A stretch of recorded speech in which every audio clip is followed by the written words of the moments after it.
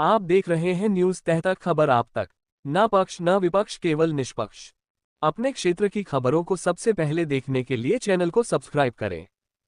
चिरमिरी में महाकाल भक्त मंडल ने निकाली विशाल कांवड़ यात्रा, बड़ी संख्या में श्रद्धालु हुए शामिल। चिरमिरी, छत्तीसगढ़ के एमसीबी जिले के चिरमिरी में सावन माह के पावन अवसर पर हर वर्ष की तरह इस वर्ष भी महाकाल भक्त मंडल चिरमिरी द्वारा विशाल कांवड़ यात्रा का आयोजन किया गया। कांवड़ यात्रा बगनच्चा दफाई से शुरू होकर एकता नगर गोदरीपारा स्थित हनुमान मंदिर तक निकाली गई।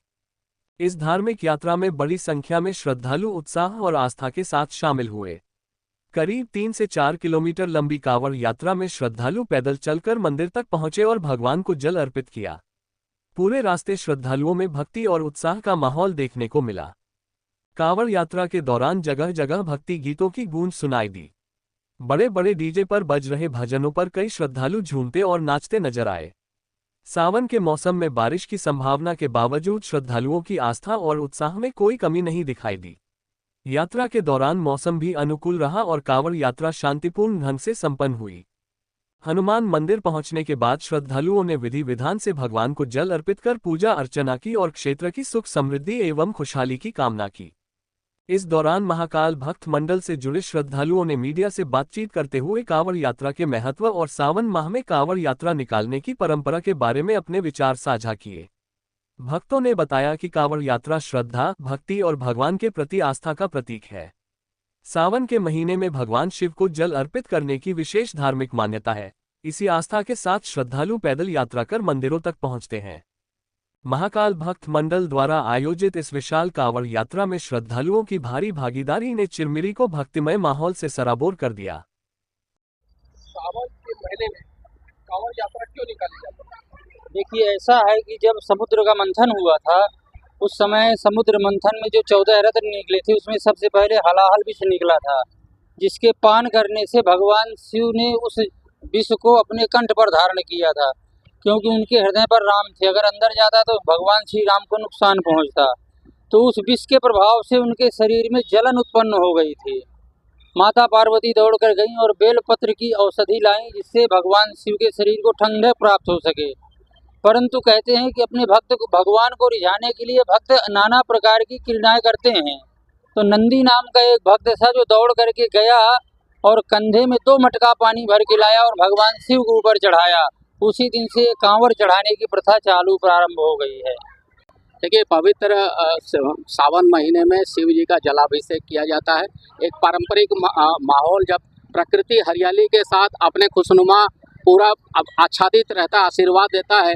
इसी में हमारा खेती किसानी होता है और ईश्वर जल के माध्यम से इस धरती को सिंचित करने का काम करती है, जो इस धरती को हरियाली के साथ साथ हम सबको भोजन और अन्न प्रसाद देता है। तो ऐसे में शिव जी सावन के महीने में एक पवित्र मास माना गया है। इस महीने में पुण्य स्नान करके जल चढ़ाने से सनातन धर्म में बहुत आध्यात्मिक इसका महत्व है और आने वाले दिनों में ईश्वर की असीम कृपा प्राप्त होती है। इसीलिए सभी श्रद्धालु ये प्रयास रहता है कि सावन के महीने में हम जलाभिषेक जरूर करें। ये कांवड़ यात्रा कहाँ से निकाली गई थी, कहाँ तक चली, कितने किलोमीटर? देखिए, कांवड़ यात्रा तो हमारे चिरमिरी के अन्य साथियों ने किया है।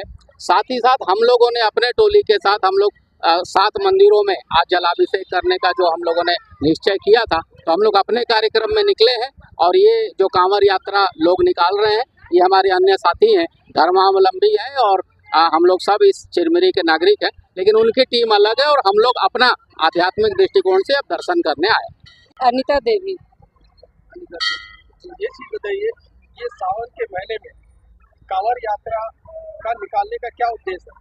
कांवड़ यात्रा निकालने का ये उद्देश्य है कि सावन का महीना है, पावन धरती है। सावन महीना बहुत पवित्र महीना होता है, इसलिए कलश यात्रा निकालते हैं लोग, क्योंकि ये उत्सव को मनाया जाता है और हर साल आज करीबन 13 साल से मनाया जा रहा है। तो करीबन जब 13 साल से मनाया जा रहा है तो मेरे को लग रहा है कि आगे और चलते ही जाएगा ये पीढ़ियाँ, क्योंकि आज हम मना रहे हैं, कल हो सकता है हमारे बच्चे भी मनाएंगे।